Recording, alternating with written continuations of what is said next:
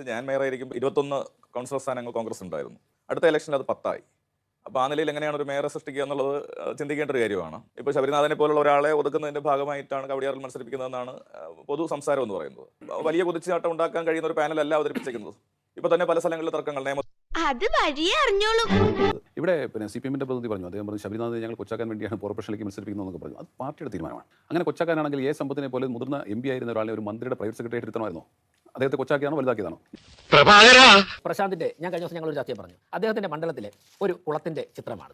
1,40,00,000 രൂപ മുടക്കി നവീകരിച്ചു എന്നാണ് രേഖകൾ കാണിക്കുന്നത്. നവീകരിച്ച കുളത്തിന്റെ ഉദ്ഘാടനത്തിന് MLA ഉൾപ്പെടെ ചിത്രം വെച്ച് നോട്ടീസ് അദ്ദേഹം പറഞ്ഞിട്ടാണ് ഞാൻ പറയുന്നില്ല, പ്രിന്റ് ചെയ്തു. മേയർ ഉദ്ഘാടനം ചെയ്യുന്ന നവീകരിച്ച കുളം. അന്ന് രാവിലെ ജനങ്ങളോട് എന്തോ ഒരു പരിപാടി എന്ന് പറഞ്ഞ് പോയി നോക്കിയപ്പോൾ ഇതാ കുളത്തിന്റെ അവസ്ഥ കണ്ട. വർഷങ്ങൾക്ക് മുമ്പ് വളർന്ന കുളവാഴകൾ ഉൾപ്പെടെ കിടക്കുന്ന ഈ കുളത്തിന് വേണ്ടി 1,40,00,000 രൂപയാണ് തിരുവനന്തപുരം കോർപ്പറേഷൻ ചെലവഴിച്ചിട്ടുള്ളത്. ഞാൻ ചോദിക്കുന്നത് ഈ 1,40,00,000 ഇവിടെ പോയി? ഏഷ്യാനെറ്റിന്റെ ഒരു മാധ്യമ പ്രവർത്തനം ചെയ്ത 5 വർഷം മുമ്പാണ് ചെയ്ത ഒരു വാർത്ത, നമ്മുടെ വിമൻസ് കോളേജിന്റെ 2 ഗേറ്റിനും ഇടയ്ക്ക് ഒരു സ്ത്രീ സൗഹൃദ ഇടനാഴി. ആ സ്ത്രീ സൗഹൃദ ഇടനാഴിക്ക് വേണ്ടി 93 ലക്ഷം രൂപയാണ് ചെലവഴിച്ചിരിക്കുന്നത്. ആ വർക്ക് ചെയ്ത അതേ കോൺട്രാക്ടറോട് നിങ്ങളുടെ മാധ്യമ പ്രവർത്തനം ചോദിച്ചപ്പോൾ പറഞ്ഞു 5 ലക്ഷം രൂപ ചെയ്തു തരാമെന്ന്. അങ്ങനെയാണെങ്കിൽ 88 ലക്ഷം രൂപ എവിടെ പോയി?